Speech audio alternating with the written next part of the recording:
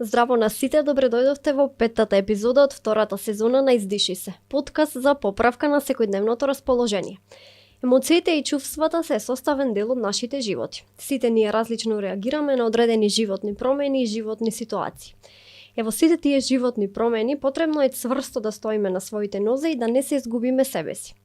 Но често пати на сите ни се случува за момент да избегаме и да не сме сигурни во себе, да не се сакаме и цениме онолку колку што е потребно. Во таквите моменти губиме целосен фокус на она што е навистина важно, а тоа е да се чувствуваме добро во својата кожа. Па така сите наши несигурности ги проектираме на секаде и тие влијаат врз сите наши животни процеси и врз сите наши животни одлуки. Токму на оваа тема ќе зборувам во денешната епизода, но пред да ја најавам мојата денешна гостинка, би сакала да споделам една многу убава вест со вас, која што е поврзана со грижата за нашето ментално здравје. Од денес официјално ја започнуваме и нашата соработка со онлайн платформата Разговор МК. Сите наши гледачи од денеска ќе можат да користат код за попуст при закажување на разговор со било кој психолог достапен на платформата. За да може да го искористите кодот со 15% попуст, ќе мора да ја симнете апликацијата на вашите мобилни уреди и при резервацијата да го запишете кодот Издиши се 15. Кодот ќе ви го оставам и во описот на оваа епизода и навистина многу се радувам на оваа соработка и се надевам долго ќе ни потрае. А моја денешна гостинка е лиценцираниот психолог Ангела Богдановска, со неја ќе зборуваме за самодовербата како клучен фактор во нашите животи. Ангела, здраво, добре дојде во новата сезона, како си? Здраво, Симона, добра сум. Мило ми е што денеска ќе зборуваме на една толку важна тема која што верувам дека сите сакаме да ја имаме и да ја поседуваме, самодовербата. Пред да почнеме подетално да зборуваме за самодовербата, дали може да ни објасниш накратко што е самодоверба?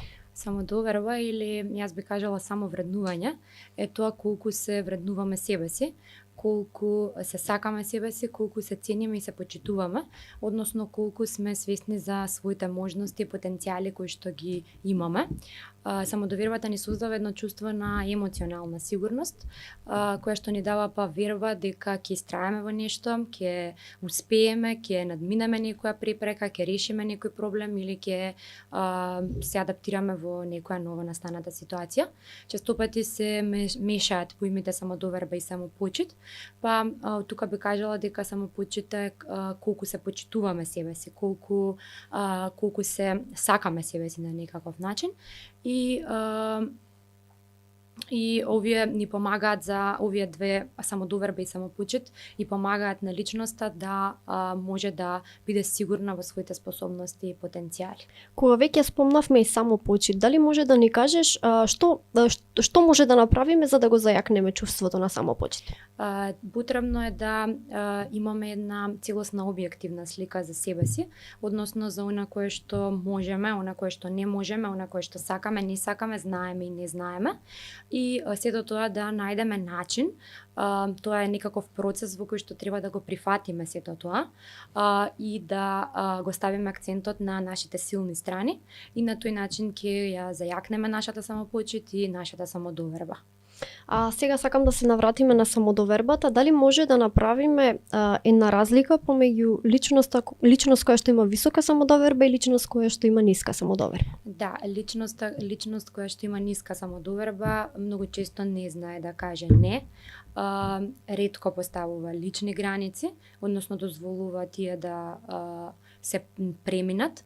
Многу често седи во својата комфорт зона и е исплашена да излезе од низа, бидејќи сето тоа што е надворе ново и непознато.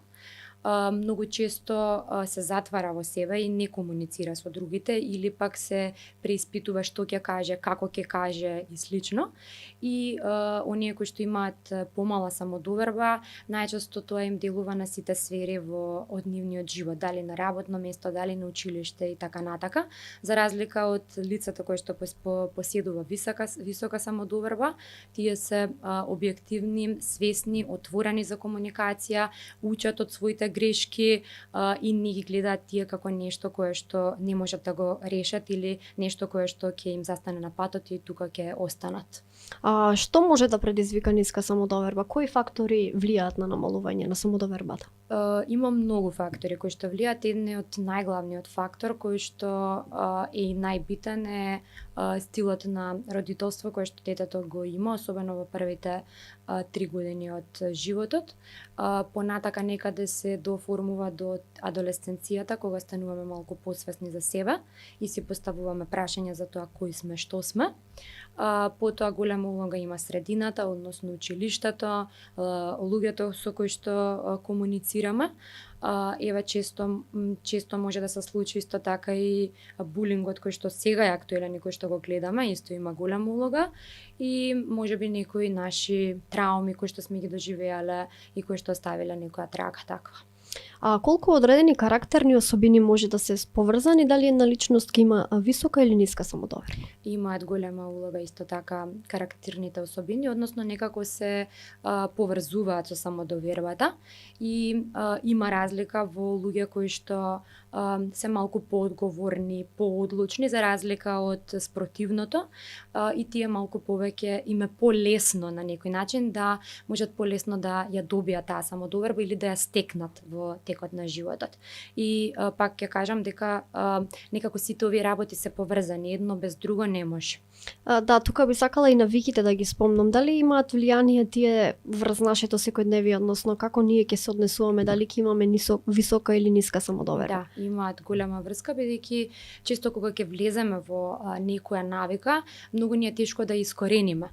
Например, постојано имам навика, например, да мислам постојано негативно, и ми е тешко да мислам дека постои друга страна, односно позитивната страна, на она кое што не на она кое што не го можам, туку на она кое што го можам. И многу често се случува клиентите кои што ќе дојдат на разговор да имаат потешкотија да го променат тоа мислење, и токму тие навики им сметаат во тоа. Затоа треба да се оди малку чекор по чекор, затоа што така како што ги стакнуваме навиките, така можеме и да ги промениме. Треба чекор по чекор да работиме за да стигнеме до она кое што го сакаме, односно да ја смениме таа навика со некоја подобра навика која што ќе има подобар ефект која што ќе даде подобар ефект на самодовербата. Тука се сетив на импостер синдром. Дали може би тоа е тивок убиец на самодовербата? Да, сето она кое што било што може да делува на нас како личности и да ни ја намали самодовербата. Знаеме дека мотивацијата е многу битна во остварувањето на нашите животни цели и во организирањето на нашите секојдневни активности, па дали има поврзаност меѓу самодовербата и мотивацијата? Дали поголема самодоверба значи и поголема мотивација? Да, јас тука би кажала дека самодовербата, мотивацијата и амбицијата може да кажеме дека ни се едно свето тројство кои што се многу битни кај една личност.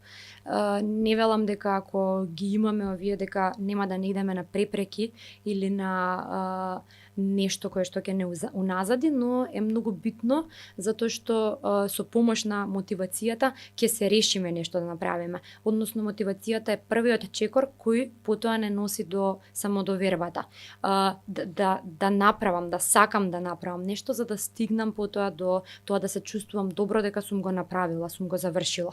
Значи никако едно без друго не можат да функционираат. Да, заеднички се многу битни да ги имаме и да ги поседуваме. Спомнавме малку за детството, односно дека процесот на самодоверба почнува на некој начин од тогаш. Дали има конкретен период кај еден човек кога почнува процесот на градење на самодоверба? Многу се битни првите 3 години од кај детето, особено бидејќи тогаш децата се го имаат најголемиот развој и развито ги се како сунгери, и многу е битно како се однесуваат родителите со нив. Доколку детето се наоѓа во средина каде што постојано е критикувано, каде што постојано е обесхрабрувано, каде што не му се дозволува да направи нешто, каде што постојано му се вели немој да го правиш тоа, не знаеш како и слично, во тој случај понатака ќе биде многу потешко тоа дете да работи на таа самодоверба, бидејќи децата се ги добиваат пораките, односно ги сваќаат пораките многу различно од возрастните. Тоа не знае дека мама денеска имала тежок ден на работа, па поради тоа не ми дозволува да направам нешто, туку го сваќа како дека јас не сум доволно добар, не ме сака и слично. Затоа е многу битно родителите да им дозволат на децата да пробуваат, да грешат, да повторуваат, да ги поттикнуваат да го прават сето тоа и да бидат тука како некој кој што постојано ќе им дава поддршка, за да можат да да ја градат таа самодоверба уште од најрано детство, бидејќи е многу важна. И тогаш се гради. Да, и во тој период нели знаат да се случат и позитивни и негативни работи во животот на едно дете. А какво влијание имаат позитивните, а какво негативните дејствија кои што се случуваат во животот на едно дете? Позитивните се позитивни подкрепувачи, го мотивираат детето. Детето во тој случај има поддршка, може да дозволено му е да сгреши, да проба, за разлика од оние негативни кои што некако го уназадуваат, односно се плашам да пробам бидејќи може некој да ме искара за тоа. Или може би има свој потенцијали и способности, но доколку е постојано критикувано, може да ги потисне во себе и никогаш да не ги развие, бидејќи средината во која што расте не му го дозволува тоа. Да, спомнавме и за булинг и за жал сведоци сме во последно време дека бројките многу растат и дека се повеќе деца се жртви на булинг. Дали децата кои биле жртви на булинг понатаму би можеле да се соочат со ниска самодоверба? Може да се соочат, но исто така е многу битно дека самодовербата се гради и се руши, се менува од дек на ден, од месец на месец и така натака. Не е нешто кое што ни е константно, не е нешто со кое што се раѓаме, па не можеме да го промениме. Значи само е многу битно да работиме на самодовербата, доколку имаме некоја ситуација која што оставила некаква траума или некаква трага, да ја фатиме веднаш во наводници за да можеме потоа, односно да ја превенираме, за да не остави подолготрajни последици кои што понатака малку повеќе време ќе треба за да се решат. Како да се зголеми самодовербата кај овие деца? Многу е битно да се зборуваат овие деца, да не го потиснуваат и да не го собираат тоа во себе, да ги искажуваат своите емоции, бидејќи на собраните емоции потоа го раѓаат стравот, срамот и така натака кои што придонесуваат исто за ниска самодоверба, да имаат поддршка, односно да на некој да можат да се потпрат, да кажат, да имаат доверба на кого може тоа да го кажат, и постојано да бидат во комуникација со надлежните, со возрастните, за да може полесно да се, ако треба да се вклучи стручно лице, односно психолог, за да може да го надминат овој предизвик. А што се случува во главата, би рекла, на децата кои што вршат булинг, односно дали тие може би имаат ниска самодоверба, па тоа е некоја главна причина поради која што тие извршуваат булинг врз други деца? Да, најчесто се случува дека кога јас се чувствувам дека нешто не можам или чувствувам дека некој е повеќе од мене, како да сакам да го повредам на некаков начин, бидејќи јас се чувствувам повредено и тоа го правам преку булингот. Така да има голема улога тоа како се чувствува тоа дете за да го направи, односно секогаш позади таа активност има некоја скриена емоција која што е потисната и која што не е видена од страна на родителите, од страна на училиштето или од средината во која што расте тоа дете. А колку е важно да се поседува самодоверба како вештина во нашите животи? Многу е важно, бидејќи самодовербата влијае на сите сегменти од нашиот живот. Доколку ја немаме, може да имаме проблем во било која сфера. Може да седиме на работно место кое што не го сакаме, може да сме дел од токсична врска која што исто така може да не назадува, па доколку ја имаме самодовербата, во тој случај не би си дозволиле да се чувствуваме или да седиме некаде каде што не сакаме, така да е многу битна, затоа што самодовербата ни дозволува да ја видиме реалната слика и да видиме колку можеме, односно колку сакаме да сме таму каде што сме. Дали може би луѓето со ниска самодоверба често си ги преиспитуваат и нивните одлуки?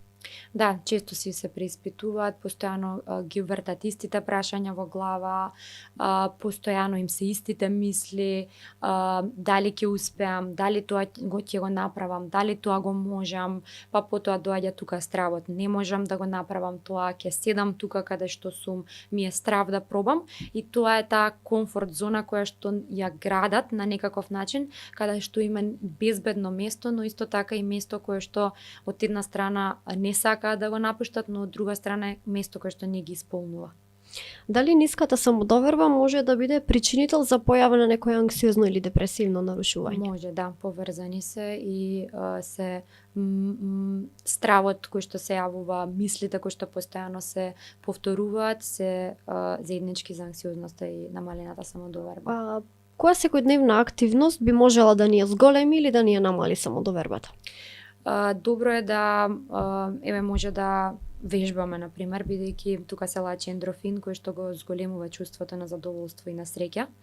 Можеме да пишуваме дневник, можеме да запишуваме на крајот на денот зашто можеме да бидеме благодарни или кои се нашите мали победи кои што денес сме ги направиле, бидејќи многу често се случува да не го ставаме акцентот на ситниците кои што секојдневно се случуваат и ги правиме и да мислиме дека воопшто ништо не правиме или дека воопшто не сме мрднали од тука каде што сме. Добро е да ги ставиме на маса, јас би кажала, нашите добри страни, нашите негативни страни, да видиме каде можеме, што можеме да се повикаме на нашите претходни искуства, да се повикаме на нешто кое што претходно сме биле успешни и сме го направиле, а тоа да ни даде мотивација за повторно да го пробаме. Можеме да се дружиме во средина која што ни одговара, бидејќи исто така и средината е многу битна и е добро да видиме каде се наоѓаме, односно дали станува збор некогаш за намалена самодоверба или средината ни го создава тоа чувство, бидејќи некогаш знаат тие две работи да се измешаат. Например, дете кое што постојано е критикувано во училиште, ќе биде дете кое што ќе се плаши да ја покаже својата способност, за разлика од дете кое што е постојано храбрувано и кое што ќе успее да го покаже својот потенцијал. Може прошетки да правиме, може да си дадеме време за себе, макар и кога мислиме дека го немаме, можеме да почнеме со мали чекори. Денеска 10 минути, утре 15 минути, нешто кое што ќе биде контакт со себе. Добро е да си правиме една себе рефлексија, да се прашуваме секогаш себе си, што е она што сега ми треба, што е она што јас можам да го променам, што е она што го можам, повеќе да го ставиме акцентот на она кое што го можеме и сакаме, наместо на она кое што оди со зборот не можам или не сакам. Дали ниската самодоверба би можела да се рефлектира, односно доколку ние не сме среќни на работното место, имаме ниска самодоверба, дали и врз останатите наши секојдневни активности таа може да се рефлектира? Може, да, затоа што ако не ми оди на работа или не се чувствувам добро на работа, во тој случај би имала некакво чувство на исполнетост, на фрустрираност, на тага и тоа чувство потоа се префрла на сите сфери и затоа тука би рекла дека е многу битно да мораме да работиме на тие емоции, на тие чувства, затоа што доколку не работиме и доколку ги потиснуваме, потоа ќе се појават во сите сфери. Реално мислам дека посебно ние младите сме многу зависници од социјални мрежи и постојано сме на телефони и гледаме разноразна содржина. Дали тоа што гледаме на социјалните мрежи може да ни ја зголеми или пак да ни ја намали самодовербата? Може и да ни ја зголеми и да ни ја намали во зависност од тоа што ни е презентирано и што гледаме. Она лажна слика која што некогаш ја добиваме на интернет, она која што е среќен живот, често знае да направи споредба за тоа како ние живееме, што јас правам, јас ништо не правам и слично.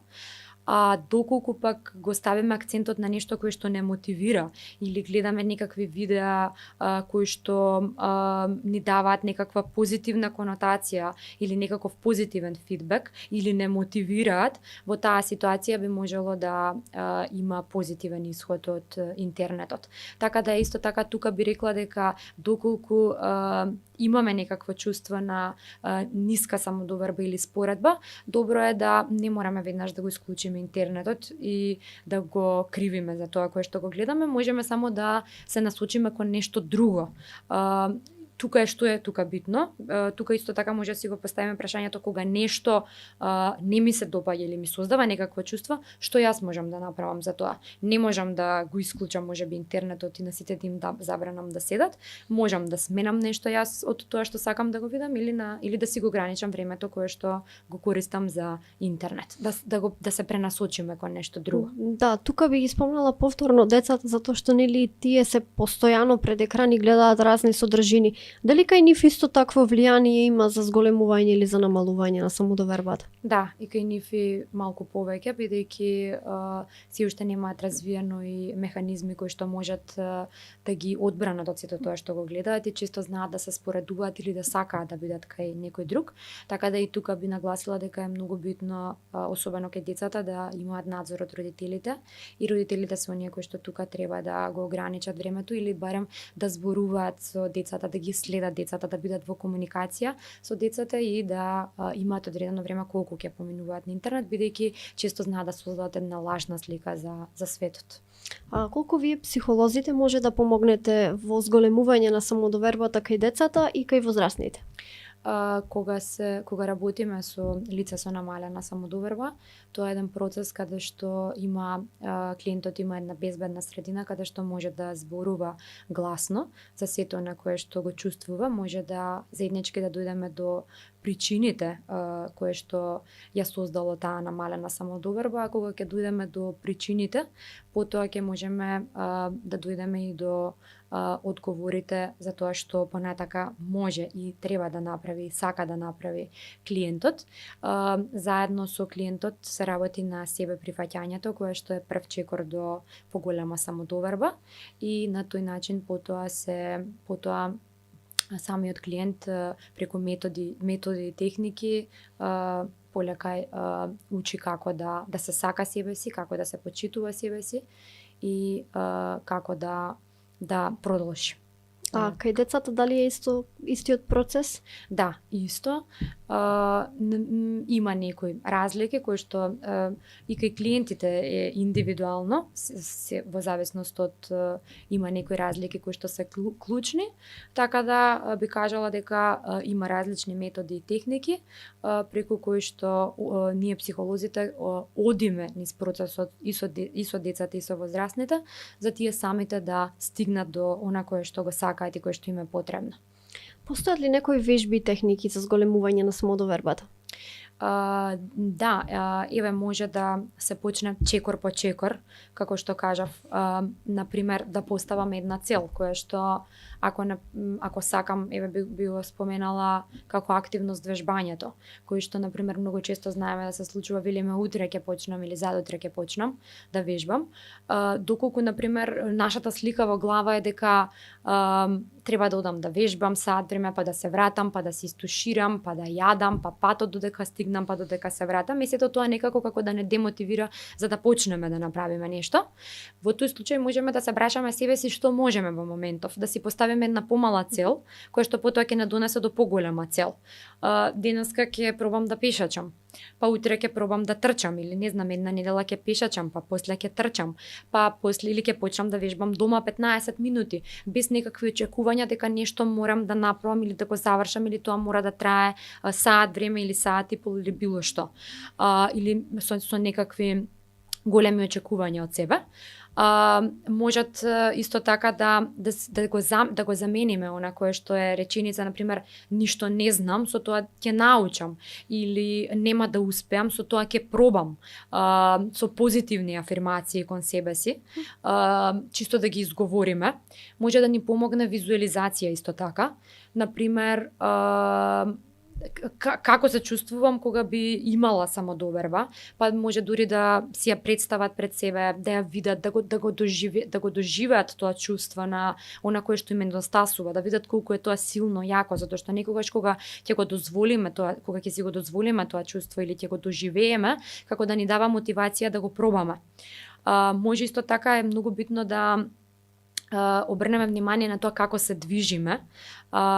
Има еден психијатар Милтон Ериксон кој што им давал на своите пациенти една вежба каде што им велел да излезат надвор и да ги бројат светилките. Пациентите не знаеле зошто го прават тоа, но тоа им помагало во да бидат исправени и да ја креваат главата нагоре. Потоа се чувствувале многу подобро. Затоа е многу битно да гледаме и како се движиме, односно да го ставиме акцентот и на нашето тело и да дојдеме во контакт со тоа. Можеме да зборуваме доколку имаме некоја ситуација која што сакаме да ја надминеме, да ја пробаме, да ја кажеме некому, да застанеме пред огледало, да видиме како тоа ќе звучи, да ја ставиме пред себе, да се соочиме со неја, да видиме што е она кое што го имаме за да ја надминеме таа ситуација, што е на што ни недостасува. Некогаш е добро да направиме некоја алтернатива, некаков план Б, бидејќи таа алтернатива и тој план Б ни дава некаква сигурност дека ако паднам, пак ќе можам да се фатам за нешто и да станам. И целиот тој процес на самодоверба може да се свати како кога учиме да одиме. Дете кое што почнува да оди, прво лази, па потоа се застанува на нозе, па се фаќа, па се држи, па повторно паѓа. Така и ние луѓето сме во постојан процес на некакво учење и доколку паднеме, можеме повторно да станеме, да се фатиме за нешто и да продолжиме понатака. Сето тоа е поврзано со нашите очекувања. Колку ние имаме високи очекувања нели за нас, па толку на некој начин си градиме и самодоверба. Да, сега очекувањата исто никогаш знаат и да не разочараат, затоа е добро да ги видиме очекувањата кои што ги имаме. Можеби некогаш кога нешто сакаме да почнеме да правиме, да видиме да се прашаме повторно себе си што е на што го очекувам или што е на кој што го очекувам од некој друг, и некогаш имаме очекувања од другите луѓе за тоа какви треба да бидат и слично. Добро е да ги видиме нашите очекувања и да видиме колку од тоа во реалноста можеме да го имаме, се случува или го имаме. Затоа што некогаш нашите очекувања не се секогаш исти со на кое што се случува во реалност или на кое што ни го даваат другите луѓе. Така, сега ние како личности, обкружени сме нели со нашите најблиски пријатели, партнери, како ние да помогнеме на некој човек кој што има ниска самодоверба? Може да се помогне со тоа што ќе се зборува отворено за тоа. Ќе се зборува за тоа, ќе го сослушувате, ќе се сослушува тој човек, таа личност, ќе има некоја средина во која што знаете, најчесто некогаш се мисли дека психолозите даваат совети. Поентата на советувањето на психотерапијата не е советување, туку е на некаков начин клиентот сам да дојде да одговорат, бидејќи некогаш советот кој што ќе го добиеме од некого е нешто кое што можеби е негово, а не е наше. Затоа тука би нагласила дека еве во таа комуникација што некогаш ја имаме со луѓето е добро да видиме до која мера ќе советуваме, бидејќи некогаш тоа можеби е нешто кое што е наше, а не е нивно. Затоа е добра е работата со психолог, бидејќи самите клиенти доаѓаат до одговорот што е најдобро за нив и на кој начин, бидејќи не секој начин е добар за сите и затоа постои еден индивидуален пристап кој што доведува до тоа. Твои совети како да се зголеми самодовербата? Па ева сето ова кое што досега го кажав, значи да запишувајте ги малите победи во текот на денот, почнете чекор по чекор, бидете нежни со себе, немајте преголеми очекувања од себе, некогаш и очекувањата од себе знаат да не разочараат. Може да се обидете да го замените зборот треба и мора со сакам, затоа што некогаш самото општество и некои општествени непишани правила кои што ги имаме во општеството и кои што ги гледаме не тераа да бидеме груби со себе и потоа да се критикуваме себе. Морам да се вработам, морам да завршам факултет, морам на толку години да направам тоа и слично. Секогаш е добро да одиме со тоа сакам, што сега можам, не со она што мора и што на кое што треба. Добро е исто така нешто кое што може да се направи е постојано секогаш ги имаме одговорите сите во себе, но не секогаш знаеме да дојдеме до нив или можеби нешто таму некоја случка или некој настан стои пред тоа за да знам што сакам да правам, ама можеби стравот не ми го дозволува тоа. Да се прашам што сакам, да си поставам прашање што ми треба. Со една себе рефлексија и со контакт со себе ќе дојдеме до некои прашања кои што потоа ќе не доведат до некои одговори, за да си себе помогнеме на тој начин. Ангела, ти благодарам на гостувањето. Фала ти и на тебе, Симона. А вие, драги гледачи, не заборавајте дека од денес стартува нашата соработка со онлайн платформата Разговор МК. Од денес може да закажете разговор со било кој психолог достапен на платформата и да го искористите кодот за попуст. За да го направите тоа, потребно е да ја симнете нивната апликација и да го запишете кодот издиши се. Кодот секако ќе ви го оставам и во описот на оваа епизода.